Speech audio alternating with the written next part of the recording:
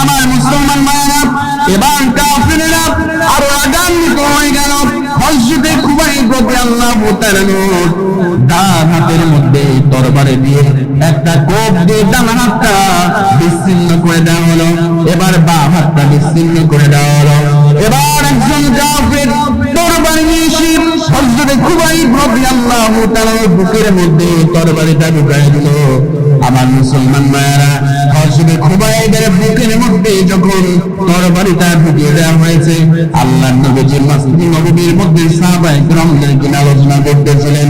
এমন সময় আল্লাহ নবী সাল্লাল্লাহু আলাইহি ওয়াসাল্লাম তিনি খুবাইব বলে দাঁড়িয়ে গেলেন। আমার প্রিয় ভাইরা, আল্লাহ রাসূলের সাহাবীরা বললেন, ইয়া রাসূলুল্লাহি ইয়া হাবিবাল্লাহ, আপনি খুবাইব করে কেন দাঁড়িয়ে গেলেন?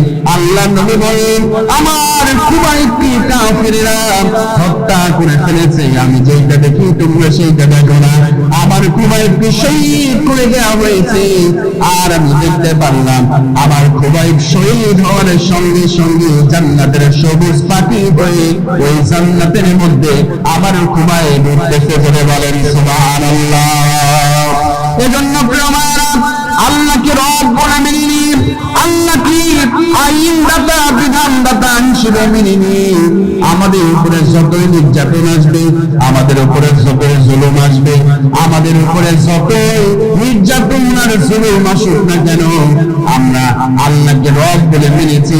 আল্লাহর জমিনে আল্লাহ দিনকে প্রতিষ্ঠিত করার চেষ্টা করব। আমার যদি আল্লাহ দিনকে প্রতিষ্ঠিত করতে গিয়ে আমার যদি রক্ত দিতে রক্ত দিব, আমি যদি শহীদ হতে হয় বাতিল শক্তির হাতে শহীদ হব, জেলে যাইতে হলে জেলের মধ্যে প্রবেশ করব। আমার মুসলমান ভাইয়েরা, তবু আল্লাহর জমিনে আল্লাহর দিনকে আমরা প্রতিষ্ঠিত করব ইনশাআল্লাহ। কথা বলেন, আল্লাহ দিনকে আমরা প্রতিষ্ঠিত করে ছাড়বো ইনশাআল্লাহ। সম্মানিত ভাইয়েরা, তাহলে রব শব্দের প্রথম নাম্বার অর্থ হচ্ছে রব মানে হলো আইনদাতা, রব মানে হলো বিধানদাতা। যেটা বলেন সুবহানাল্লাহ, কি মনে থাকবে তো ইনশাআল্লাহ। তাহলে রব শব্দের অর্থ কয়টি? সবাই বলে না কয়টি? 5টি। এক নম্বরে হচ্ছে রব শব্দের অর্থ হচ্ছে আইনদাতা বা বিধানদাতা। মনে থাকবে তো ইনশাআল্লাহ। এবার আসলে আমার প্রিয় ভাইয়েরা, রব শব্দের 2 নাম্বার অর্থ হলো, রব শব্দের 2 নাম্বার মুফাসসিরিনে কিরামগণ বলেছেন 2 নাম্বার অর্থ হলো রব কথার অর্থ হচ্ছে রিজিক দাতা। জোরে বলেন সুবহানাল্লাহ। আমাদের রিজিক দাতা আল্লাহ পাক সুবহানাহু ওয়া তাআলা। আল্লাহ ছাড়া অন্য কারো কাছ থেকে রিজিক আসে না। কথা বলেন ঠিক কিনা? আমাদের রিজিক দেন কে? আওয়াজ দিয়ে বলেন না কে? আমাদের যা প্রয়োজন, আমাদের রিজিক প্রয়োজন, আমাদের অর্থ প্রয়োজন, আমাদের সম্পদ প্রয়োজন, সব কিছু আল্লাহর পক্ষ থেকে আসে। কিন্তু কপাল পোড়া কিছু মুসলমান আছে যারা মাজারে গিয়ে মৃত ব্যক্তির কদমে সেজদা দিয়ে, কবরে সেজদা দিয়ে তারা ওই মৃত ব্যক্তির কাছে সন্তান চায়, রিজিক চায়, তারা মৃত ব্যক্তির কবরে সেজদা দেয়। এরকম কপাল পোড়া মুসলমান আছে না নাই? কথা বলেন কেন আছে না? যারা শিরিক করবে তারা কখনো আল্লাহর জান্নাতে প্রবেশ করতে পারবে? যারা শিরিক করবে, আল্লাহ রাসূল বলেছেন, মান মাতা ইশরিকু বিল্লাহি শাইয়া দাখালান নার। যারা আল্লাহর সঙ্গে শিরিক করে যারা ইন্তেকাল করবে, আল্লাহ পাক সুবহানাহু ওয়া তাআলার হাবিব বলেছেন তারা কখনো জান্নাতে প্রবেশ করতে পারবে না, তারা আল্লাহর জাহান্নামের মধ্যে তারা নিক্ষিপ্ত হবে। জোরে বলেন নাউযুবিল্লাহ। আর রাসূল সাল্লাল্লাহু আলাইহি ওয়াসাল্লাম বলেন, ওয়া মান মাতা লা ইশরিকু বিল্লাহি শাইয়া দাখালাল জান্নাহ।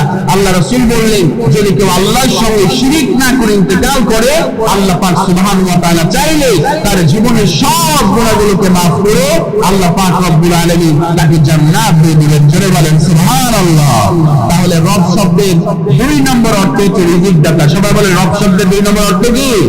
তাহলে রিজিকের প্রয়োজন হলে চাইবে কার কাছে? আর কি জোরে বলেন, চাইবে কার কাছে? আপনার অর্থের প্রয়োজন হলে চাইবে কার কাছে? আল্লাহর কাছে। দুনিয়ার কোন মানুষের কাছে গিয়ে, দুনিয়ার কোন মৃত ব্যক্তির কাছে গিয়ে, মাজারে গিয়ে চাওয়া যাবে না। কথা বলেন ঠিক কিনা? এজন্য আল্লাহ রাব্বুল আলামিন বলেন, আল্লাহুল্লাযী খালাকাকুম সুম্মা রাযাকাকুম সুম্মা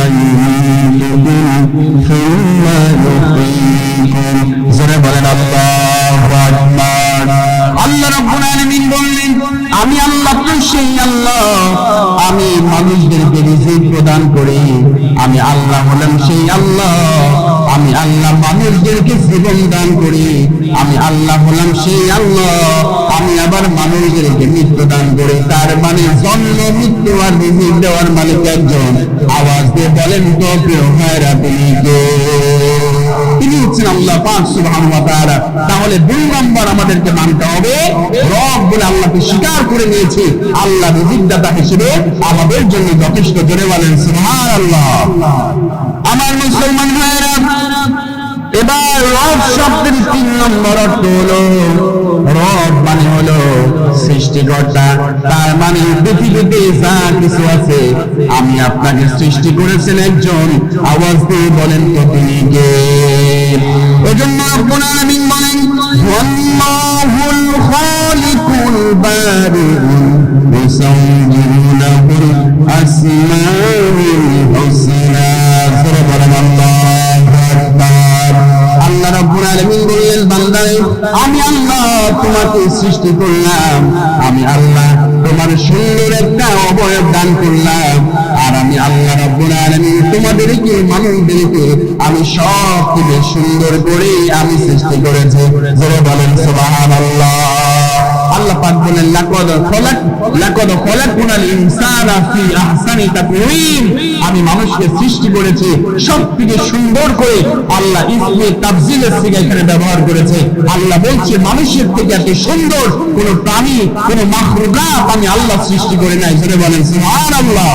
তাহলে রব শব্দের 3 নম্বর অর্থ হচ্ছে, রব মানে হলো সৃষ্টিকর্তা। রব মানে কি বলেন তো প্রিয় ভাইরা? সৃষ্টিকর্তা। কি মনে থাকবে ইনশাআল্লাহ? তাহলে রব শব্দের 1 নম্বর অর্থ হচ্ছে আইনদাতা বা বিধানদাতা। রব শব্দের 2 নম্বর অর্থ হচ্ছে রিজিক দাতা। রব শব্দের 3 নম্বর অর্থ হচ্ছে সৃষ্টিকর্তা। জোরে বলেন সুবহানাল্লাহ।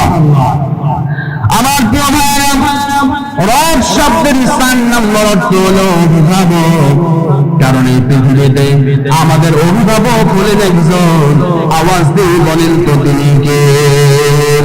এজন্য আল্লাহ রাব্বুল আলামিন সুন্দর করে বলে দিলেন, আল্লাহু ওয়াল্লাযীনা আমানু ইখরিজুহুম মিনাল যুনুতি ইলান নূর।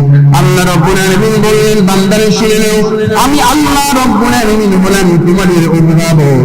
আর আমি যার অভিভাবক হয়ে যাই, আমি আল্লাহ তাদেরকে জুলুমাত থেকে, অন্ধকার থেকে, আমি আল্লাহ জাহান্নামের পথ থেকে, আমি আল্লাহ তাদেরকে নূরের পথ, আলোর পথ, আমি আল্লাহ তাদেরকে জান্নাতের পথ দেখাতে চাই। জোরে বলেন সুবহানাল্লাহ।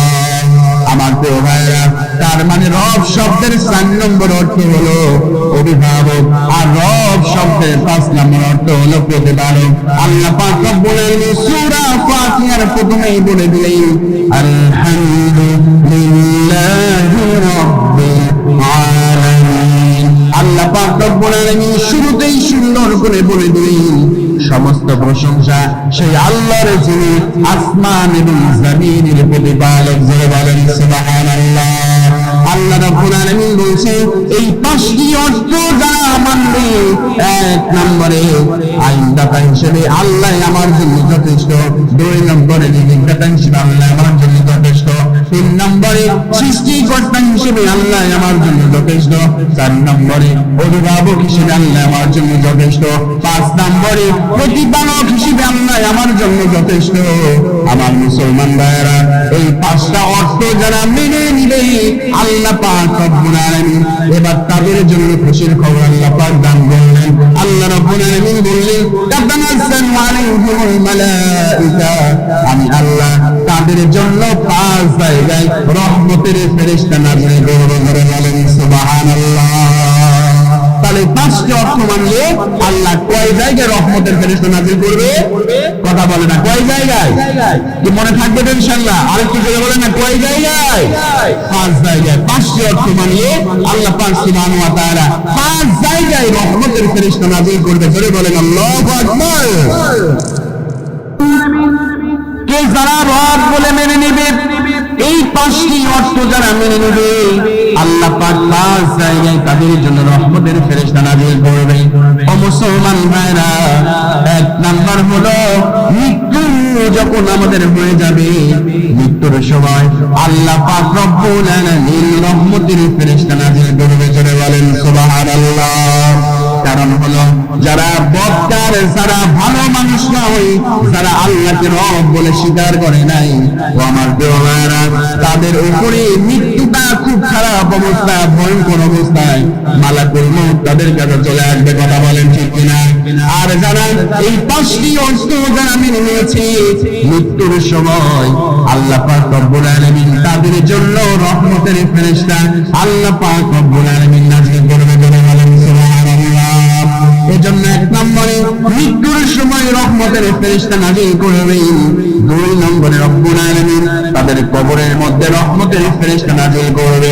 3 নম্বরে হাসরের ময়দানে যেদিন কেউ কারো কোনো প্রকার আসবে না, ইয়াউমা ইয়াফিরুল মারউ মিন আখিহি, যেদিন ভাই তার ভাইকে দেখে পলায়ন করবে, ওয়া উম্মিহি, মা তার সন্তানকে দেখে পলায়ন করবে, ওয়া আবি, মানুষগুলো তার বাবার কাছ থেকে পলায়ন করবে, ওয়া সাহিবাতিহি, স্ত্রী তার স্বামীকে দেখে পলায়ন করবে, ওয়া বানি, সন্তানগুলো তার বাবা মাকে দেখে পলায়ন করবে। আল্লাহ পাক রব্বুল আলামিনকে যারা রব বলে মেনে নিবে ওই কঠিন হাসরের ময়দানে, আল্লাহ পাক রব্বুল আলামিন তাদেরকে রহমতের ফেরেশতা আল্লাহ পাক রব্বুল আলামিন তাদের জন্য নাযিল